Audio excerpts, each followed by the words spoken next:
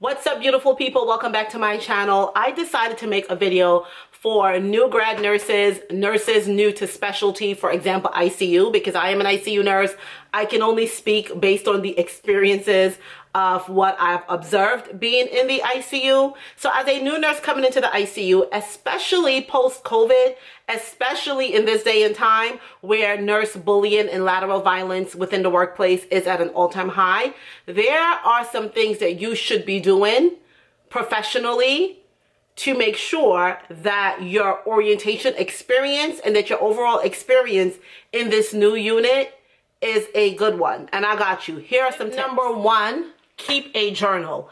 Keeping a journal means that you are keeping record and account of your orientation experience.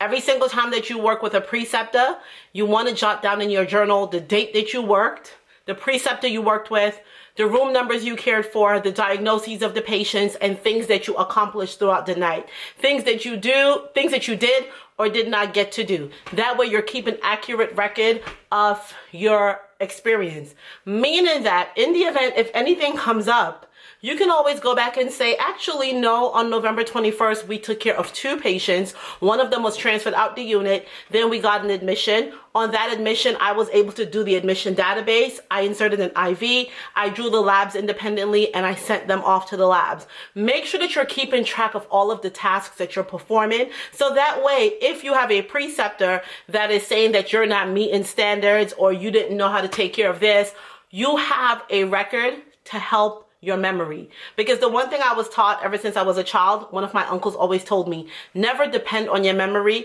write everything down. So I always encourage new nurses, keep a journal, okay? Keep your own. Number 2, ask for feedback. Ask your preceptor at the end of the shift. So how am I doing?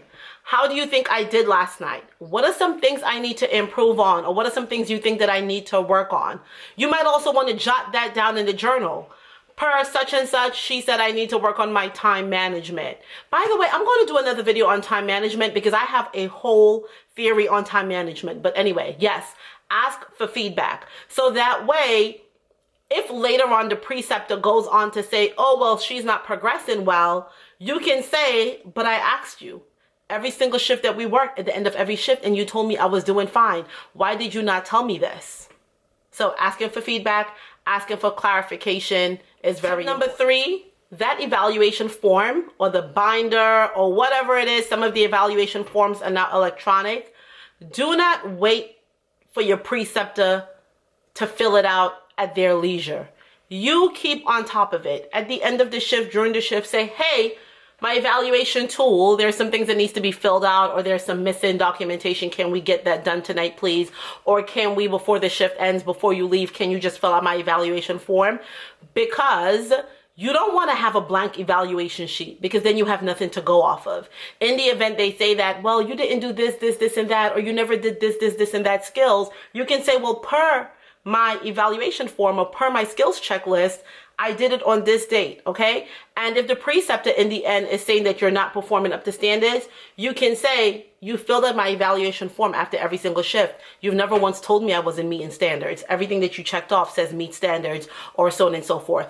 Also, if in fact the preceptor feels as though you are not meeting standards and that is what she puts on the evaluation sheet, it allows for you to have a conversation to say, okay, you checked off that I'm not meeting standards. Exactly what am I not meeting and what are some things I need to improve on? So very important to get that evaluation form filled out on a consistent and regular basis. Do not wait until the end of your orientation or halfway through your orientation to say, oh, hey, my evaluation form, can you please fill it out? No. Let them fill it out as often as possible so that way you are on top of it. This one here, tip number 4, I believe it is. This one's a game changer. Remember I told you to ask for feedback and ask for clarification at the end of the shift? Hey, how did I perform? Okay, once you get that feedback from your preceptor, follow up with an email. You have access to email. Every company, every hospital gives you their own personal email, right? So when you have some downtime, you get off shift, the next day you go home or the next night or whatever shift you're working, get on that computer, or hell, you don't even have to get on the computer. You have a phone. We have email access on our phones. Type up a nice little email. Per our conversation last evening, thank you for the feedback. Per our conversation, you said that I'm progressing really well. I need to work on my time management, or you would like for me to work on this, whatever the case is. Thank you for the feedback. You know why? Paper trail. Paper trail. And it also shows that you've taken an interest in your learning and you're taking matters into your own hands. And that's one of the biggest things. Don't leave your business in the hands of other people. Take your business in your hands. Manage it. Follow up with an email. Thank you for the feedback. Last evening you said blah, blah, blah, blah, blah. I'll be working on these things, or whatever the case is. And when you do that, you can even CC in your educator or your residency, the nurse residency program coordinator, if you'd like. But that's also a form of record keeping, and I advise you to do that. Tip number 5, stand up for yourself. Stand up for yourself. Do not allow for nurses or your nurse preceptor to bully you.